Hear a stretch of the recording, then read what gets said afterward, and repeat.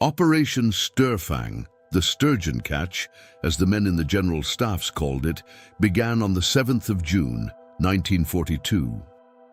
The German 11th Army, under the command of Generaloberst Erich von Manstein, launched the decisive assault against the fortress of Sevastopol in Crimea. 8 German and Romanian infantry divisions, supported by the heaviest concentration of artillery, assembled in a single theater of operations during the entire war in the East, prepared to reduce what the Soviets had built over more than 2 years of continuous defensive works.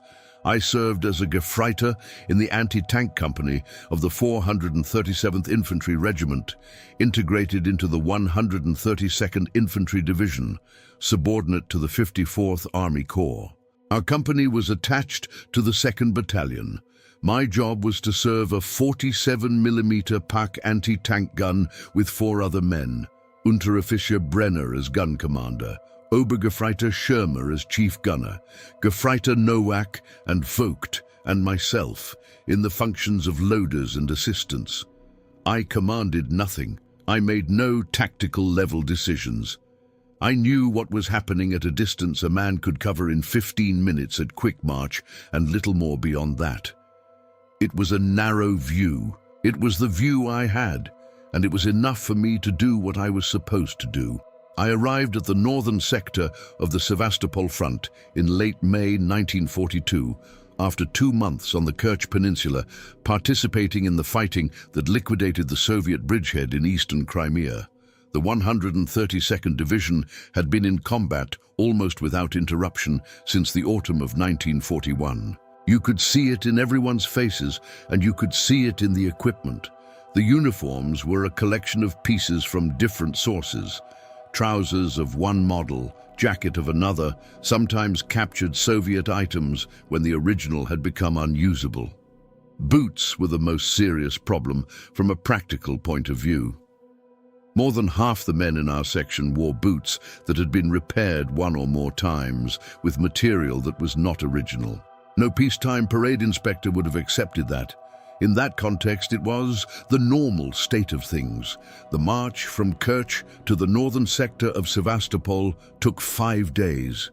It was a distance of almost 200 kilometers along the main road that crossed Crimea from east to west, and the march columns were slow because of the density of military traffic in both directions. German heavy artillery was being moved into firing positions around Sevastopol in those weeks, and the roads serving that movement had not been built for the volume and weight they were supporting.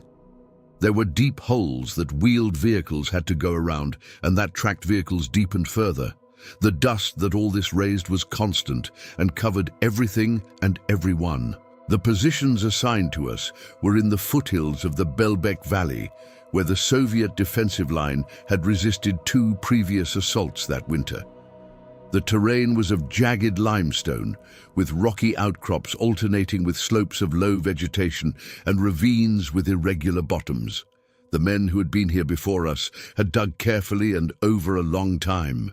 There were trenches covered with 15-centimeter logs on top, overlaid in 2 layers with packed earth between them, which gave reasonable protection against shrapnel from medium-caliber artillery. There were shelters dug 3 meters down that had capacity for 6 men with a wood stove and adequate ventilation. There were firing positions prepared for different angles of approach, with sandbags in front and support for the weapon behind. We changed nothing. When a position is well built, it is imprudent to undo it to rebuild. Unteroffizier Brenner was a man from the Saar, 38 years old, who had been in the French campaign, then in Yugoslavia, then on the Perikop Isthmus since October 1941. He had served in the artillery in France and been transferred to anti-tank guns in 41, for reasons he never needed to explain. The needs of the service distributed men where there were gaps. He was a man of few words who communicated through direct orders and a capacity for terrain observation that I never saw equaled in any other non-commissioned officer. He told us on the first day in Sevastopol that this was not going to be like Kerch. In Kerch, he said, The enemy had retreated with some order after the outer lines broke because there was space to retreat. Here, there was no space. The Soviets had built each elevation and each ravine and each passage as if it were the last line before a precipice. He was not wrong. The days preceding the assault were saturated with noise that did not stop. German artillery had been hitting Soviet positions since the beginning of June in an increasingly intensive manner, and the Soviets responded with what they had. There were calibers I had never heard before, shots of an amplitude that made the supports of our guns shake even when the detonations fell 500 meters away. Coastal Battery Number 30, which the Germans called Fort Maxim Gorky because the Soviets had named it in honor of the writer, had 305mm naval guns in rotating turrets that fired at positions kilometers away. The impacts of those guns were unlike anything I had heard before. They were detonations that the body felt from inside before the ears processed them, a pressure that crossed the thorax separately from the sound. We learned later that the Germans had brought to the theater of operations siege guns of calibers that had never been used before in ground combat, including an 800mm railway gun. From our position, we did not see nor had any way to see those guns. We only heard what they did, which was different from everything else by the size of the atmospheric disturbance that each shot produced. Nowak, who had the auditory memory of artillery that comes from having served in it, said that this was of a completely different class from what he knew from experience. I had no reason to contradict him. On the night of the 6th to the 7th of June, we did not sleep in a way that could be called rest. It was not for lack of trying. There was the noise, which did not stop, and there was the quality of silence in the men who were normally the noisiest, which was a sign one learned to read. Schirmer, a man from Augsburg who had been in the French campaign, who had daughters whose ages he spoke to us about regularly, and who slept in any condition including during medium-sized bombardments, spent hours staring at the ceiling of the shelter without sleeping and without saying anything. When that happened with Schirmer, there was reason to pay attention. He was not a man who showed tension unnecessarily. At 5:20 in the morning of the 7th of June, the German artillery intensified fire to the point where it ceased to be possible to distinguish one detonation from the next. It was a continuous wall of sound that had no punctuation. The smoke and dust that rose from the Soviet positions became so dense in the first 30 minutes that the morning sunlight became dull before it had warmed the morning air.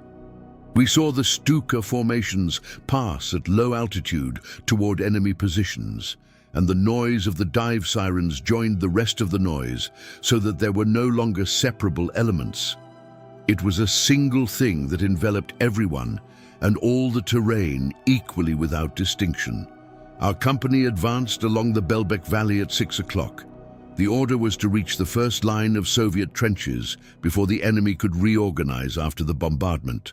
The lieutenant who commanded our support platoon, a new man who had arrived 3 weeks earlier from the infantry school in Vienna and whose name we rarely used because there was rarely a need, advanced at the front as he had been taught that an officer should do. That said something about him, or perhaps it only said that he had not yet had enough time to learn to assess terrain through sound and instinct. The resistance we encountered in the first 200 meters was harder than what we anticipated. Not that we anticipated little, but there is a difference between knowing intellectually that there will be resistance and receiving direct fire from positions that survived the bombardment intact because they were built in rock and not in earth. The Soviets had machine gun positions embedded in the northern slope of the valley at angles that were not visible from our starting positions, nor had been identified by aerial reconnaissance. Those guns swept the open ground in front of us for long enough that the infantry company to our left suffered considerable casualties before it could find cover in the depressions of the terrain. We pushed the gun forward under fire. It was work for 5 men under normal conditions with flat terrain and no enemy. Under those conditions, it was work for fewer, because Vogt took a mortar fragment splinter in the left shoulder in the first 200 meters and could not use his arm to push. He stayed behind with the battalion medic. We continued with 4. The gun weighed 480 kilograms, and the valley terrain was of irregular stones and depressions that made each meter a negotiation between available force and obstacle. Brenner said nothing during this effort. He pointed with his head to where he wanted the gun to go, and the 3 of us who remained did what was necessary to do. We reached a firing position next to a dry stone wall of sufficient height to give cover on the side exposed to the valley. From that position, we had line of sight to the entrance of 2 of the machine gun shelters that the artillery had not destroyed. Brenner observed the targets for as long as was necessary to observe, without haste and without the haste around him altering him. That was the most difficult thing to do that I saw being done at that moment. We fired 6 times in 4 minutes. One of the shelters fell silent. The other continued to give fire for some more time until the infantry got close enough to reduce it with hand grenades. The advance along the valley lasted the entire day, with pauses imposed by resistance and terrain. There were points where progress was tens of meters per hour. There were points where it was null for periods of time that seemed longer than they probably were. By late afternoon, we had taken the first line of Soviet trenches in the sector assigned to us, but the costs had been what they had been. I do not know the exact number for the company or for the battalion. It was not my role to count them. And that day, there was no time for downward communications that were not immediate orders. What I saw was enough to know that the division had entered the assault already reduced from previous losses, and that the first day had not improved the situation. We slept in the first Soviet trenches taken that night. The main shelter had 3 plank cots and remnants of food that the previous occupants had left in their hasty retreat. Dark bread still reasonable, a can of preserves without a legible label that no one opened without knowing the contents. There was a family portrait leaning against the consolidated earth wall, the kind that soldiers carry in their pockets and put in view when they settle in a position. It was the photograph of a middle-aged woman and 2 young sons. Nowak turned the photograph to face the wall without comment. No one said anything about it. The days between the 8th and 12th of June were what Brenner called miners' work. The Hakius Ridge, a limestone elevation that dominated the northern flank of Soviet positions in the 4th sector of the defenses, had to be taken and systematically cleared before the advance could continue toward the interior of the lines. The Soviets had transformed it into a defense-in-depth position with trenches running in parallel at intervals of 40 to 50 meters, each with covered firing positions, shelters for reserves integrated into the main trench, and communication passages that allowed moving troops between lines without being exposed to fire. There were mortar positions in defilade that covered the spaces between the trench lines and that made movement between them very costly. I did not participate in the direct assault on the ridge on the 8th. Our guns stayed in a support position on an elevation that covered the southern approach and gave covering fire against any combat vehicle the Soviets tried to use to support a counterattack through the valley. What I saw was the infantry advance in assault formations, encounter resistance, stop, reorganize in natural shelters of the terrain, and advance again. It was a pattern that repeated with variations for hours. The 2nd Battalion took the first line of trenches on the afternoon of the 8th, with losses that the Hauptmann did not communicate downward, but that were visible in the groups that returned to evacuate wounded. During the night of the 8th to the 9th, the Soviets launched a counterattack that recovered part of the ground taken. At dawn on the 9th, the 2nd Battalion advanced again, this time with support from a platoon of pioneers equipped with flamethrowers and explosive charges to open bunkers. The men who did this work, the pioneers with their flamethrowers, the assault groups with hand grenades and submachine guns, had an appearance that was difficult to describe precisely. It was not the appearance of fear, which is something a man recognizes easily. It was the appearance of someone operating in a state of exhaustion, where each action is executed by habit and by training and not by conscious deliberation. It was a state I recognized because I had felt it during the fighting in Kerch. It is not a state in which one functions well in all dimensions. It is a state in which one functions adequately in immediate dimensions and ceases to function in others. The Soviet Maxim machine gun was the armament that cost our progression most during that entire week. Not because it was technically superior to what we had, our Maschinengewehr was comparable, but because the gunners who served it used it with a tactical discipline that continued to surprise us each time we thought we had understood the pattern. They fired in controlled bursts, fell silent for long enough that German infantry began to move, displaced the gun to an alternative position that had been prepared in advance, resumed from a different angle. To do this consistently while receiving fire from artillery, from mortars, and from ground attack aviation requires a type of determination that one recognizes even when it comes from those who are killing people on your side. The ridge was entirely in our hands by the end of the 12th. What it cost to get there was recorded in the Hauptmann's reports and in the absence of faces that had been at the meal table or at guard positions in previous days. When we advanced to the new positions, I passed by the results of the assault along the slopes of the ridge. I did not stop. None of us stopped, because stopping did not change anything, and there were orders to advance. The orders that arrived on the 13th said that the regiment would advance toward Coastal Battery Number 30, Fort Maxim Gorky, starting on the 17th. No one explained to us the complete structure of the position beyond what was necessary to execute the tasks assigned to the company. The lieutenant said that the reconnaissance had seen the Stukas attack that position for consecutive days without definitive result. It was a construction of reinforced concrete of great thickness buried in the rock of the coast, with rotating turrets of naval caliber that could not be forced by direct fire from field artillery nor by dive bombers without an extraordinary degree of precision. There was no way to force that with infantry without direct support from pioneers with specialized breaching material. Our guns stayed in a support position 400 meters from the main structure of the fort on the 17th. In a depression that gave us protection against fire from elevated positions and line of sight to the southern accesses. The main work belonged to the pioneers and the infantry assault groups.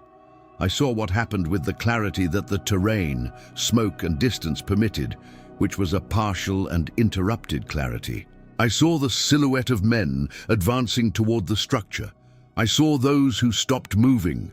I saw the flames from the flamethrowers when the pioneers managed to reach the outer positions.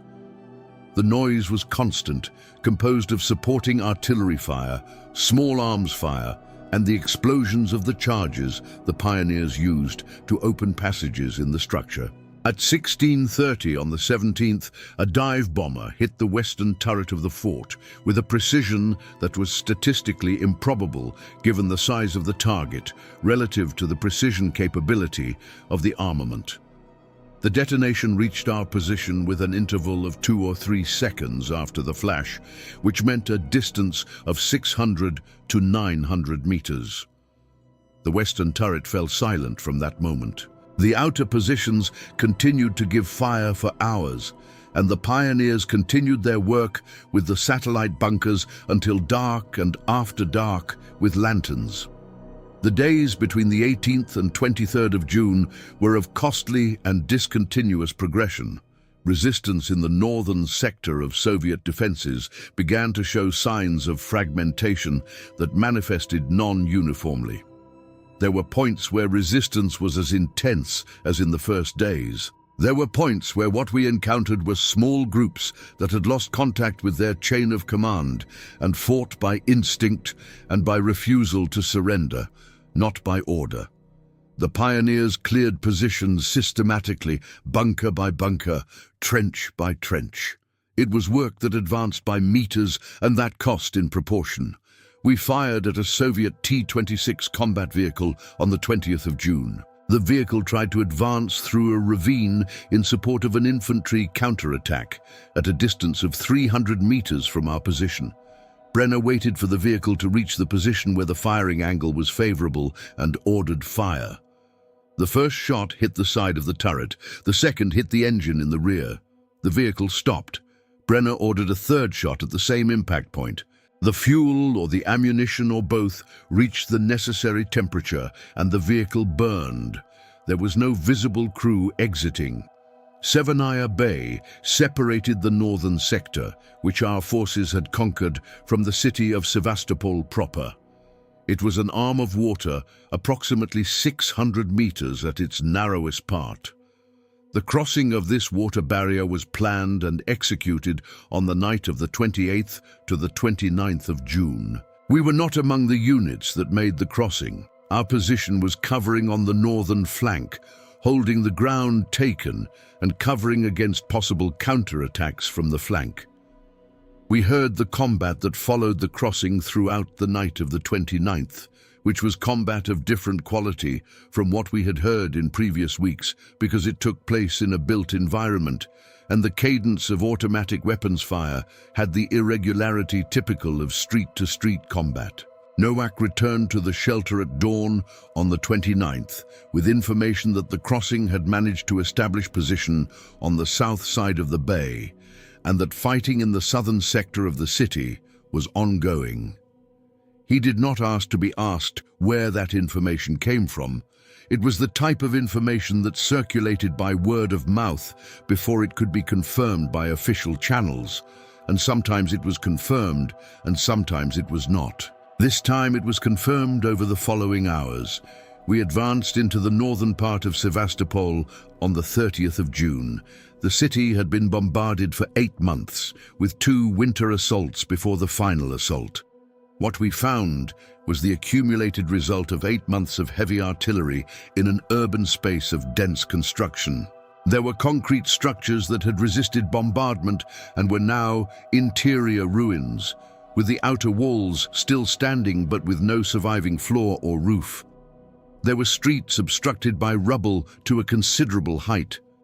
There were underground passages and shelters that the city had built as protection for the civilian population and that the Soviets had integrated into their defense. The smell was a composition of elements that a man identifies partially and that campaign experience teaches not to analyze in detail. Soviet resistance inside the city was a resistance of distributed groups, not of an identifiable front line. There were positions in partially destroyed buildings with lines of fire to the streets below.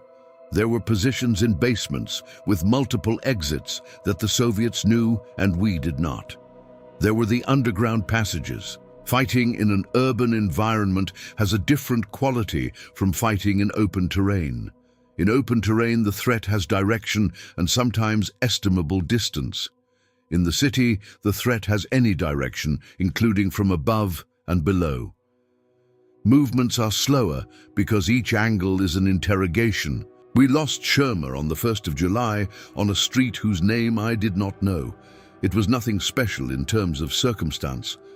We were moving the gun to a new position when they fired from a window on the second floor of a damaged building to our left.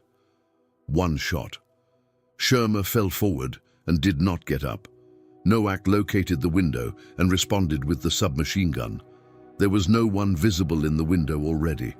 We continued with 3 men on the gun. Gefreiter Sherma was 42 years old. He was the oldest man in our section by a considerable margin. He had 2 daughters aged 10 and 12 in Augsburg and spoke of them regularly in a practical way: school, what needed to be arranged for the house, what his wife wrote in letters.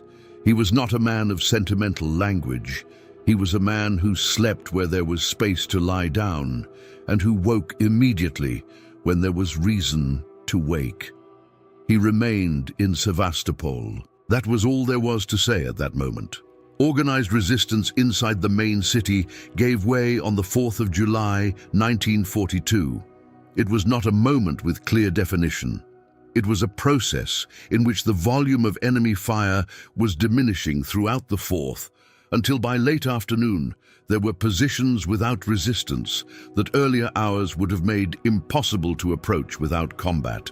I learned that the city had fallen when the lieutenant transmitted to us that the bulk of Soviet forces had ceased organized resistance in the center. There was still fighting in the peripheries, in underground defensive positions, and in the rocky terraces by the sea. Those fights continued until the 9th in certain positions. We counted the men of our company on the 5th of July. Our company had started Operation Störfang on the 7th of June with 143 men. On the 5th, there were 86 present for combat. 24 had died during the assault and the fighting that followed. 21 were hospitalized with wounds that did not qualify them for immediate service. 12 had minor wounds that were being treated and would be available within days.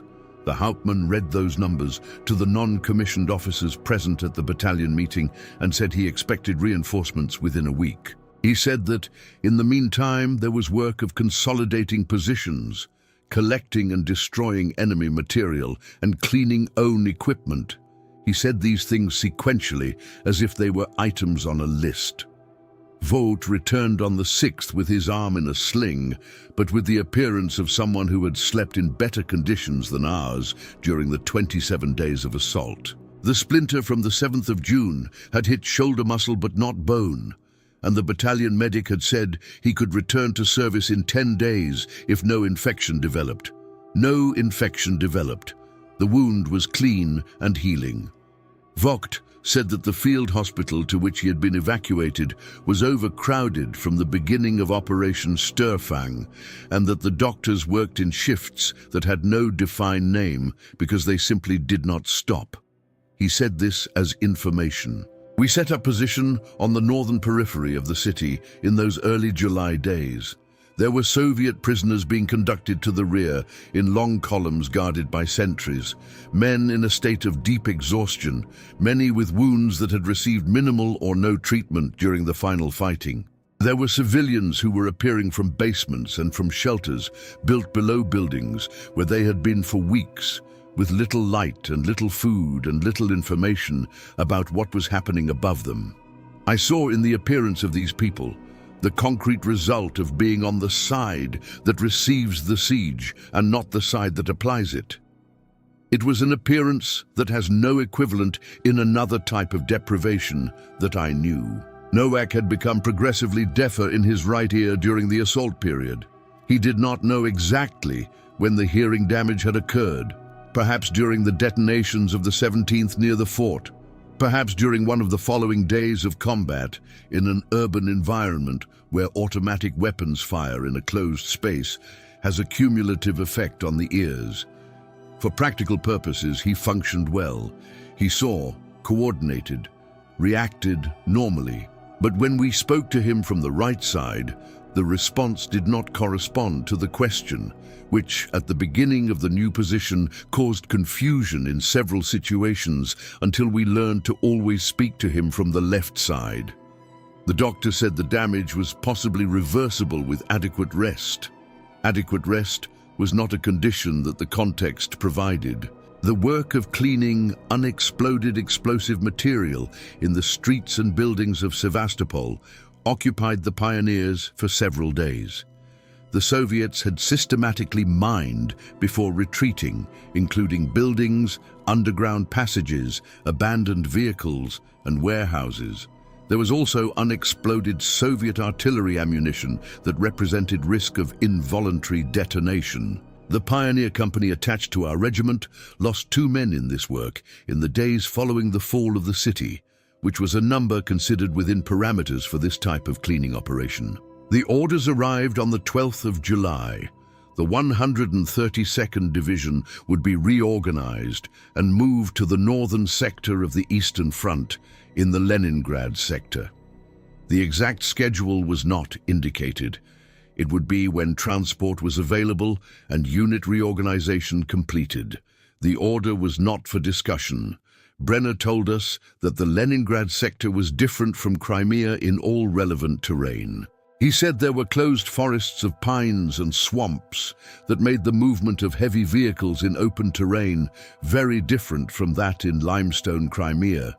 He said that swampy ground changed anti-tank tactics because it limited the advance lines of Soviet vehicles in ways that could both create opportunities and create problems, depending on which side was trying to move.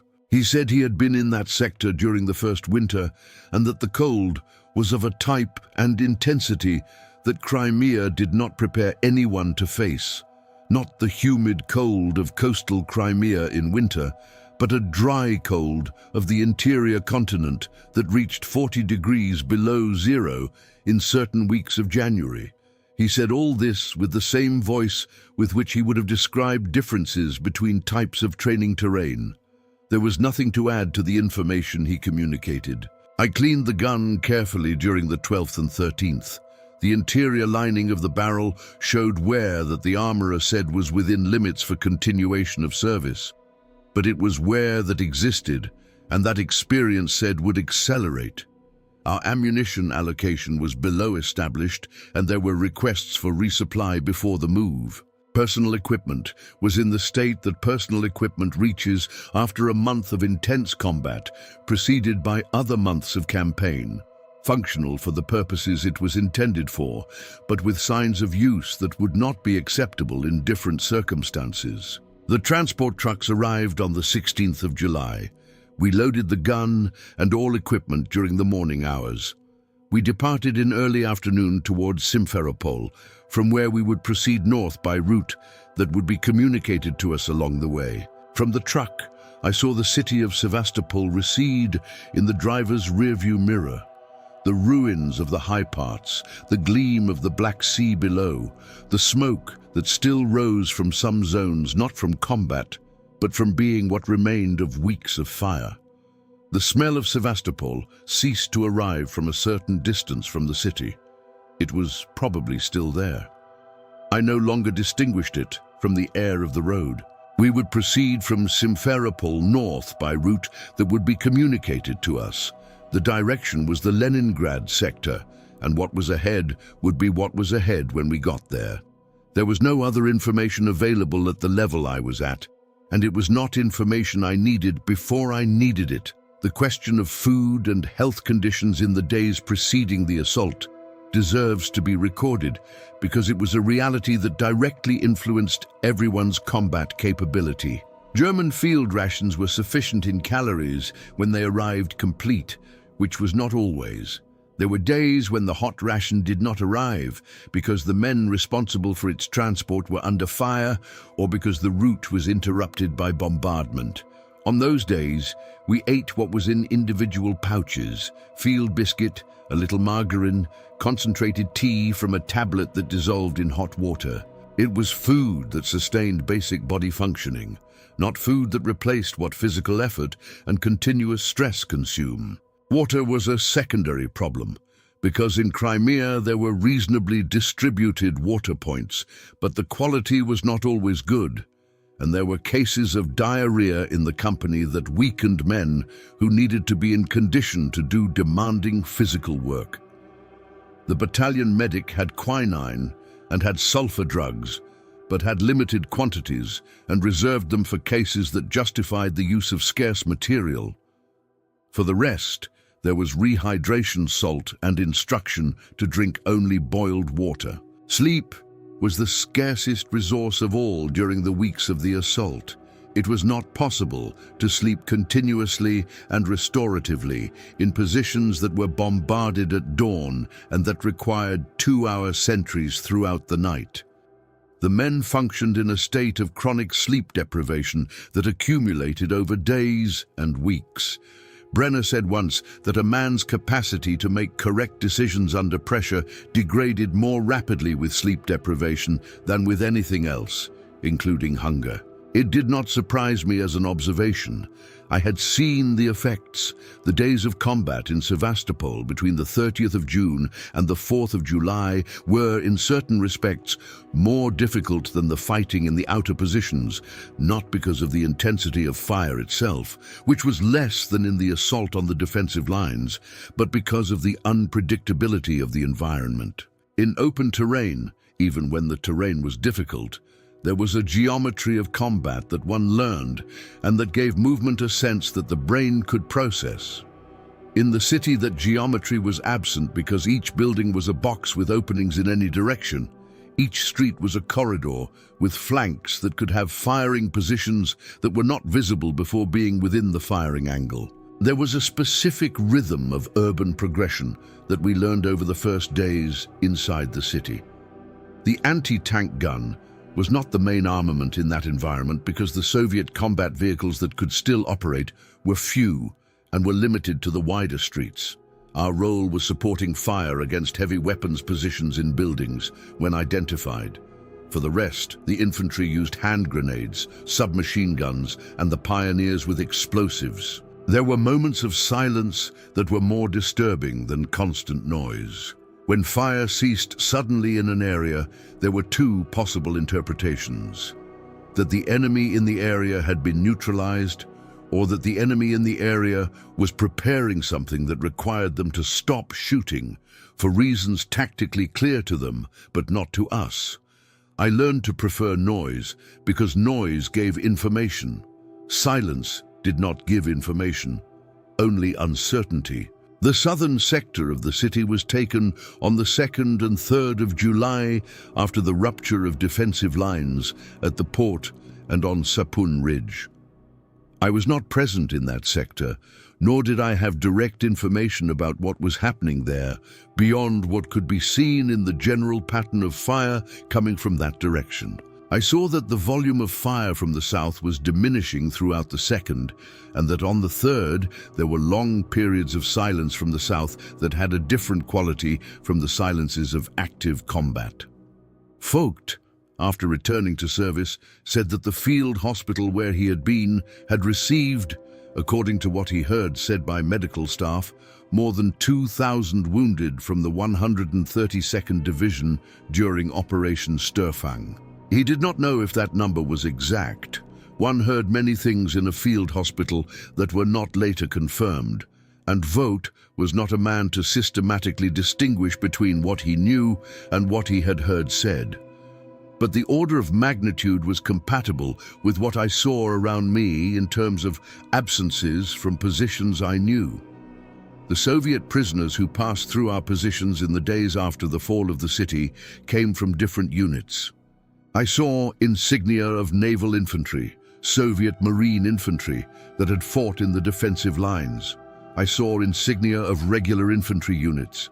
I saw men with partially civilian uniforms who were probably workers who had been mobilized for defense work and whom combat had reached in their positions.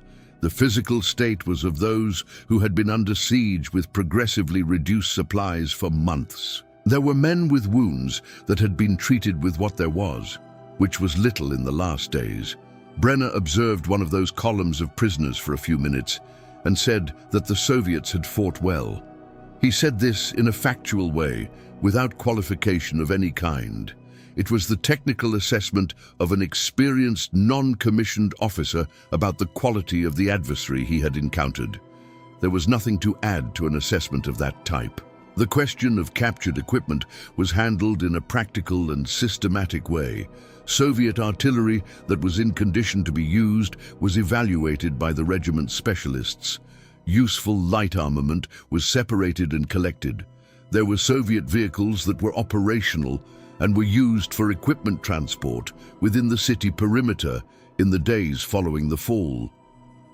There was engineering material that the pioneers evaluated as usable for work consolidating positions. The days from the 11th to the 15th of July were of preparation for the move. The gun was subjected to complete maintenance by the battalion armorer, who identified wear in the aiming mechanism that required replacement of a part that was available in warehouse. The replacement was made. The gun was in operating condition within parameters. Ammunition was completed to the established level with material from the Army Corps supply warehouses that were now nearby in Simferopol.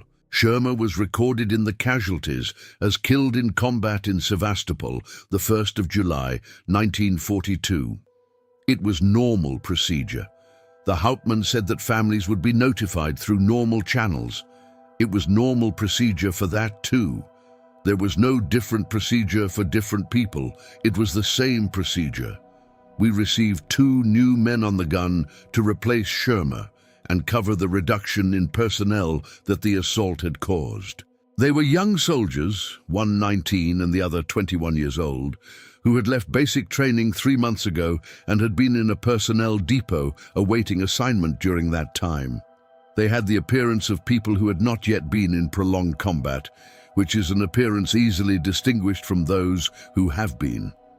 Brenner told me to teach them how to serve the gun starting today and how to do maintenance starting tomorrow. It was a reasonable deadline. It was the only deadline available. The trucks departed on the 16th of July in early afternoon. The road to Simferopol was in reasonable condition for a war road. There were patched sections where previous bombardments had left holes that road engineering had filled with ballast.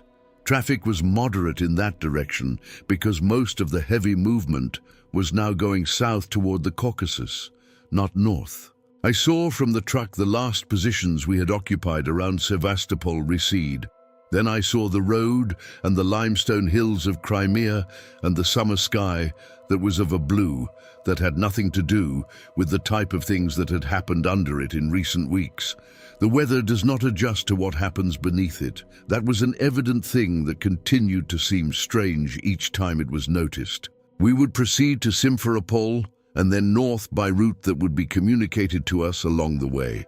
What was ahead and would be what it would be when we got there. That was the only reasonable position in relation to information that did not yet exist. There were a series of things that the months of campaign in Crimea had taught that did not appear in any instruction manual and that were not transmissible in writing in a useful way. The correct distance of cover when walking in a street under sporadic fire, the way to hear a type of silence that precedes a mortar attack, and that is different from normal silence.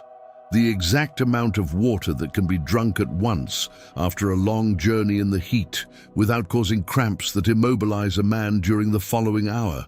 The difference between the sound of a Soviet anti-tank gun and that of a heavy infantry gun when both are firing at similar distances. These were things that were known and that were useful and that had no possible writing that transmitted them precisely.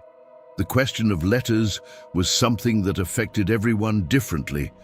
There were men who wrote regularly, to the wife, to parents, to someone who awaited correspondence. There were men who did not write or who wrote rarely because they found it difficult to put into words the separation between what was lived and what could be communicated to those who were not there. I wrote when there was opportunity, which was rare during the weeks of active assault and more frequently during periods of defensive position. What I wrote was very different from what I thought while writing, which was the difference between what was transmissible and what was not. The new lieutenant had learned more about how to be a platoon officer during the weeks of assault than in 3 years of infantry school, and that was visible in the way he moved and the way he gave orders. It was not that the orders were different in content, they were the same orders that a platoon officer gives in any situation. It was that there was a different security in the way they were given, a security that came from knowing that when you say to advance, what you are saying has consequences that have been seen. That is not something learned without seeing them. There was a thing I noticed in myself in those weeks that was difficult to name without seeming to be describing something else. It was not indifference to what was happening around. I clearly saw what was happening. It was not chronic fear. Fear came in specific moments and passed. It was a kind of distance between what was seen and what was processed about what was seen, as if the brain had installed a time interval between perception and evaluation that protected it from being overloaded. Nowak said once that this was how it worked, that it was a mechanism that installed itself when the amount of input that arrived was superior to normal processing capacity. He said it disappeared when the input diminished. I had no reason to contradict him. The fight for the rocky terraces and the last bunkers along the southern coast of Sevastopol continued, as I said, until the 9th of July.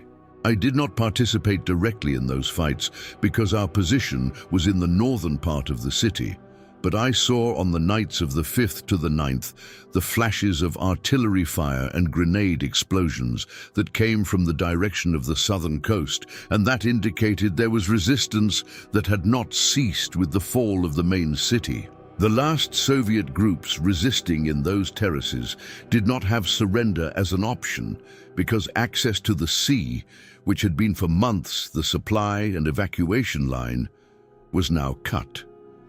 They fought until there was nothing more to do. Brenner said at a certain point in the days of preparation for the move that the 132nd Division had entered Sevastopol in November 1941 and had left in July 1942, and that this period included 2 winters of defensive campaign, 1 winter of position combat, and the final assault. He said that the divisions that had started the final assault with greater strength had been those that arrived in Crimea with fresh reinforcements in May or June, and that the 132nd had made the final assault with what remained from previous months plus what had arrived as reinforcement in droplets during the spring.